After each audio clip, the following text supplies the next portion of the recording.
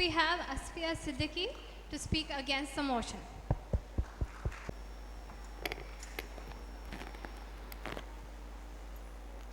Esteemed judges, diligent volunteers, and my dear friends in the audience, a very good morning to one and all. I am Asfiya Siddiqui, a third-year medical student from Deccan College of Medical Sciences, and I am standing here before you today to speak against the motion raised. Nootropics, cognitive enhancers, mental steroids, and genius pills, smart pills, you must have stumbled upon these words recently. And these words are used to describe a class of drugs that are believed to enhance cognitive abilities. But how far is this true? On the one hand, we have researchers demonstrating how modafinil increases executive cognitive ability, and Ritalin shows specific effects on memory. And on the other hand, we have researches like those conducted in 2012 in the deemed University of Pennsylvania in Philadelphia, which studied the effects of amphetamine Adderall on people who did not have ADHD, and they found no consistent improvement in numerous measures of cognition, even though the people who were taking that, the subjects, thought that it enhanced their cognition. It is eerily similar to the ancient times in Greece, where students used to entwine rosemary twigs in their hairs, and they thought that that enhanced learning. So my first argument today is the ambiguity and the inconclusivity of all the results and all the data begs to refute the use based on efficacy alone. Another pressing concern is that of the safety profile of these drugs. Even uncomplicated doses of something as safe as a paracetamol may produce some adverse effects.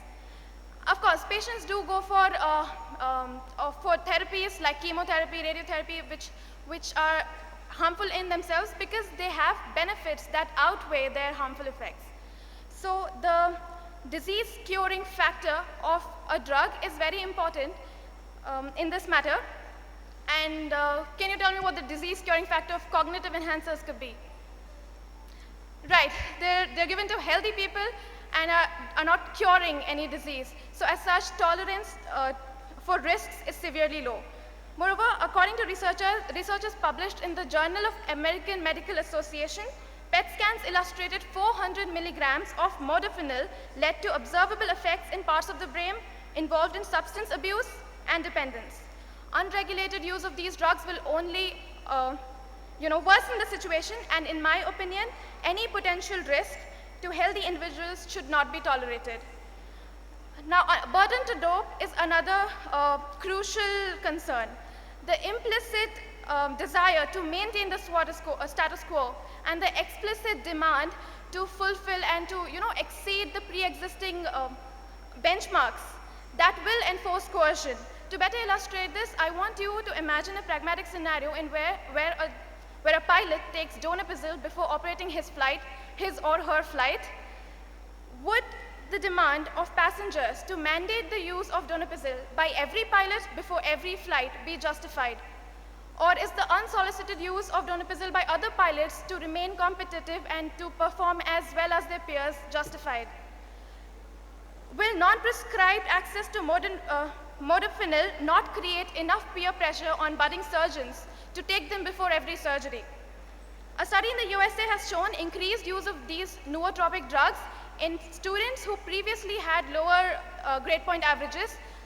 That is, again, highlighting the immense peer pressure that this will lead to. We should be treating these drugs not as the nutrient supplements that pharmaceutical companies want us to believe that they are, but as regular drugs with minimum doses, maximum effective doses, with side effects, and with all the other profiling characters of normal drugs, other drugs used for other regular conditions. By removing prescription for these, will we not be supporting the one numero uno enemy of all the medicos today, quackery? Will we be not supporting that by removing prescription for these? The same drugs, when regulated by prescription, will lead to advancements in these fields.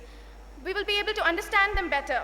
By monitoring by healthcare professionals will lead to better assessment of their efficacies and better assessment of outcomes of their adverse reactions.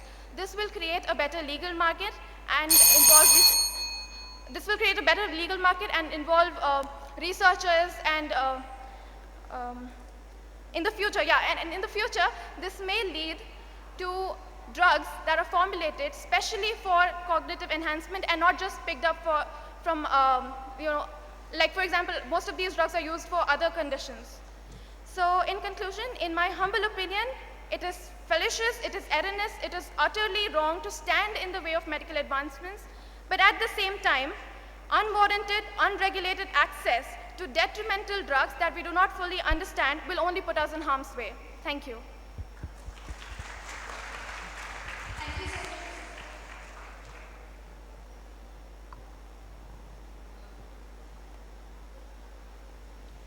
This is just a casual question, don't take it very seriously. If it was possible for you to take one before coming here today, would you have? If it was more easily available. Was I that bad? Okay. Wouldn't it have crossed your mind? Wouldn't you have been tempted? My first argument was that we do not understand them completely, and their benefits and adverse effects are not weighed out properly. So I'm not saying these drugs are bad. I'm not saying we shouldn't be for them. I'm saying we should regulate them. So if I was prescribed it, I would take it. No, we'll assume that you are already confident enough. On your own self-judgment, in front of a huge challenge, emotional challenge or intellectual challenge, would you take it? That's what ma'am is asking, not by yourself. Ma'am, can you please come again? No, ma'am is asking in favor of your topic itself. Yeah. You said you wouldn't, right? You're against it, no? Yes, I'm against the unethical. So your simple answer to her would have been no, I wouldn't have taken it, right? No, the question I want to ask, two of them. One is, you said if you have enough research, how long have these drugs been around? How? Yes, ma'am? How long? How long duration have they been around? As far as you know. As far as my knowledge goes, not more than around 10 years. Sir? Would you say 10 years is not sufficient time for research? Actually, no. I don't think 10 years is sufficient time to study all the long-term effects of these drugs. Do you know the cycle time for a pharmaceutical industry to release a molecule? Ma'am, can you please come again? For any drug industry to release a molecule into the market, how long does it undergo research? 10 to phase 15 1, years, phase 2, phase sometimes more than that. Is that true? I think they're much shorter than that. So by that criteria, releasing this into a general market is not wrong. That's why it is still legal. It's not ethical, but it is still legal. So you must have your facts right. Secondly, you quoted an example of an FDA research in America. University of Pennsylvania in Philadelphia. Year? Okay, I don't have the year with me right now, but I will get back to you with You it. must get your facts on paper when you're coming for an argument. Thank you. Just one more thing. It was a good talk, but as a medical student, you should know that when we practice, we cannot cure every disease. Yes, of course. We You cannot said cure. that in the beginning of your talk. It does not cure. So, Of course, but it reduces tolerance to risk. That is what I said. I didn't say because they don't cure, we shouldn't be taking them. I said it is riskier to take them because, especially when they might not be needed.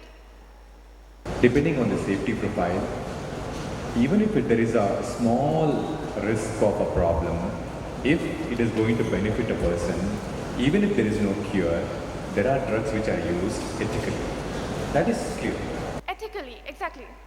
There are drugs, I'm saying, there are drugs which are used ethically, even if they don't cure, even if there is a small margin of a problem, small chance of a risk. Yes, sir, I'm not against the use of these drugs. I'm against the unethical use of these drugs. Okay, I'll take that. Other things, do you think Ritalin is useless? No, I don't think it's useless. That's what I've been. No, what I'm saying is, without prescription, are you against Ritalin totally? No, Okay. that's what I've been saying.